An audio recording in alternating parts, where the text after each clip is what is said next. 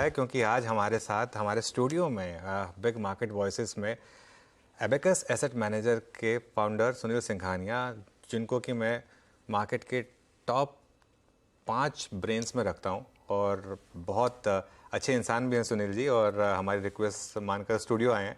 Sunil ji, good morning. Good morning. और मुझे वो इंटरव्यू याद है जो मैंने आपके साथ किया था, और आपने कहा था कि अभी तो बहुत तेज़ी है, और मैंने कहा था कि कहीं ये बबल के तो साइन नहीं है, और हमने उसके बाद क्या शानदार रैली देखी मार्केट में। अभी थोड़ी करेक्शन आ गई, भले ही शायद मच नीडेड थी, लेकिन अभी भी आप उतना ही पॉजिटिव है मार्केट को लेकर। और अब तो हमको लोग अपग्रेड भी कर रहे हैं, मॉर्गन स्टैनली का अपग्रेड आया, सुबह S&P का भी अपग्रेड आया।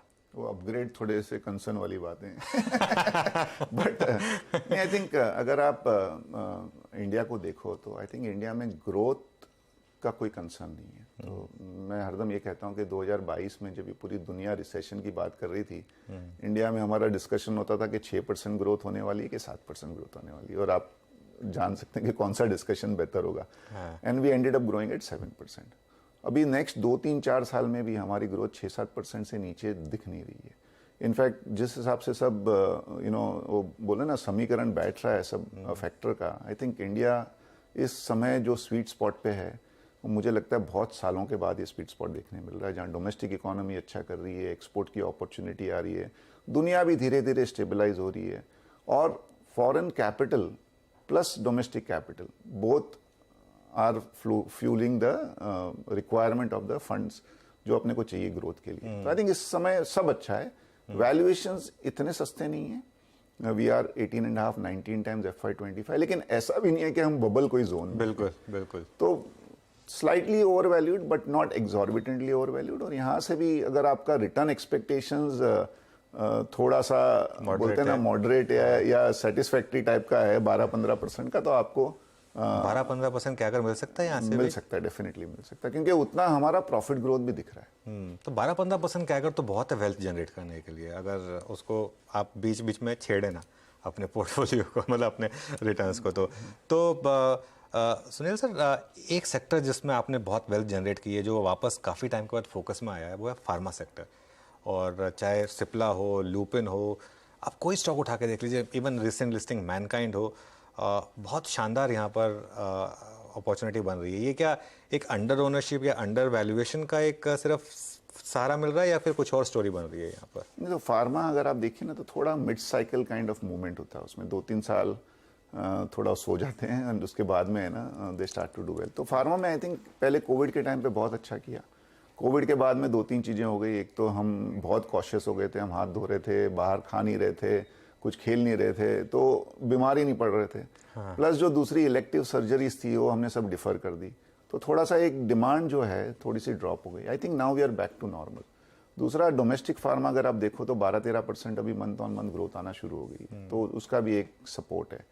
और थोड़ा सा ग्लोबल साइड पे आई थिंक थोड़ा स्टॉक स्पेसिफिक है, लेकिन 3-4-5 कंपनियों के जो रिजल्ट देखे हैं आपने, वो एक ड्रग की वजह से इतना उन्होंने पैसा कमा लिया है। तो I think those opportunities are again opening up. और वैल्यूएशन इतने महंगे नहीं थे, लार्ज फार्मा कंपनी भी 20-22 पी और उससे भी कम पी में मिल रही थी बहुत सालों बाद। तो आई थिंक एक कॉम्बिनेशन हो गया कि डिमांड थोड़ी सी इंप्रूव हुई, अंडर ओनरशिप डेफिनेटली थी बिकॉज ऑफ 2 साल का अंडर परफॉर्मेंस, और थोड़ा ये अपने बोलते हैं ना प्रॉफिट में because of one of you got that benefit also. Okay, एक सेक्टर जो अब मार्केट को थोड़ा परेशान कर रहा है, और मैं उसमें आपका व्यू जानना चाह रहा हूँ। मैं लोगों से पूछ रहा हूँ कि बैंक्स क्यों नहीं चल रहे? सबके नंबर्स बहुत शानदार थे, लेकिन एक नेट इंटरेस्ट मार्जिन में कॉन्ट्रैक्शन आया था क्वार्टर ऑन क्वार्टर बेसिस पर। क्या सर उसको लेकर अब मार्केट थोड़ा नर्वस हो गया कि कहीं ये पीक अर्निंग्स तो नहीं थी, या कुछ और कंसर्न्स हैं, या फिर चल चुका था काफ़ी? मतलब क्या कारण है कि अच्छे से अच्छे bank, HDFC bank, ICICI bank, SBI चल नहीं रहे हैं? तो एक अनुज है ना, आजकल सेक्टर रोटेशन बहुत फास्ट होता है। हर 2-3 महीने में है ना बाजार को कोई एक नया सेक्टर चाहिए। और आई थिंक बैंक पहले चल चुके थे, लास्ट 2-3 महीने में इसके लिए उन्होंने मुझे लगता है एक ब्रीदर ली है। बट अगर आप देखिए ना, तो रिजल्ट जैसा आपने कहा बहुत अच्छे आए थे। आगे भी 2-3 साल रिजल्ट अच्छे आने चाहिए, क्योंकि उसमें एक तो NPA बचे नहीं, दूसरा अगर देश ग्रो हो रहा है तो क्रेडिट की रिक्वायरमेंट भी बढ़ेगी, तो आपका क्रेडिट ग्रोथ के भी नंबर्स ठीक ठाक आएंगे। और अभी लग भी रहा है कि एक बार इंटरेस्ट रेट इंक्रीज तो कम से कम है ना स्टेबल हो गया है। खाली एक ही इश्यू होता है बैंक में कि ग्लोबली अगर कोई भी प्रॉब्लम होता है तो सबसे पहले बैंक में उसका इम्पैक्ट नियर टर्म आता है। तो मे बी ये लास्ट 2-3 महीने में है ना, पहले silicon valley bank, Credit Suisse bank का थोड़ा सा ये रहा। अब जो यूएस का जो क्रेडिट रेटिंग को डाउनग्रेड किया गया है उसके हिसाब से थोड़ा सा एक बैंक में कंसर्न आया है। बट हमारा व्यू तो बहुत पॉजिटिव है बैंक में, और आई थिंक अगर ये देश को ग्रो होना है तो बैंकिंग और फाइनेंस सेक्टर को ग्रो होना ही होना होगा। बिल्कुल।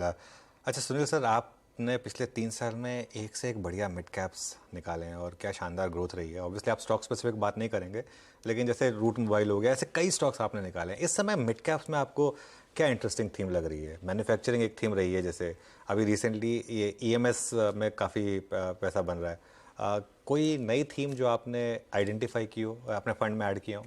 तो एक तो है ना, थोड़ा सा एक मैं यहाँ पे क्वेश्चन करना चाहूँगा लोगों को कि बहुत मोमेंटम है बाजार में। और थीम बेस्ड इन्वेस्टिंग में क्या होता है ना, फिर आप वैल्यूएशंस को भूल जाते हैं। और आप जस्ट बिकॉज कोई एक थीम चल रही है, डिफेंस चल रही तो सब डिफेंस के शेयर चल गए, रेलवे चल रही तो सब रेलवे के शेयर चल गए, ईएमएस चल रहा है तो सब ईएमएस के शेयर चल गए, उसमें गलत टाइम पे हम गलत स्टॉक में घुस जाते हैं। तो थोड़ा एक केयरफुल रहिए। दूसरा, जहाँ तक नियर टर्म है, आई थिंक वैल्यूएशंस डेफिनेटली थोड़ा सा कम हो तो बेटर रहेगा। तो हम अभी आराम से इन्वेस्ट कर रहे हैं। हमको ज़्यादा बोलते हैं ना एंटरप्राइजिंग इन्वेस्टमेंट। अभी आप कैश लेवल रेज कर रहे हैं थोड़ा सा? सी, कैश लेवल से ज़्यादा हमारा ये व्यू रहता है, we have to be rightly invested then fully invested. तो अगर हमें कोई स्टॉक मिलता है तो हम इन्वेस्ट कर देते हैं, फिर हम बाजार की परवाह नहीं करते हैं। बट जहाँ तक मीडियम और लॉन्गर टर्म थीम का है, आई थिंक जो एक कंज्यूमर डिस्क्रिशनरी है या एक बिल्डिंग प्रोडक्ट्स है, आई थिंक उसमें हमें थोड़ा सा लग रहा है कि अच्छा एक demand growth over the next 2-3 years दिख रही है। तो I think there we are quite optimistic. बाकी तो हम ज़्यादा स्टॉक स्पेसिफिक ही रहते हैं। बिल्कुल राइट।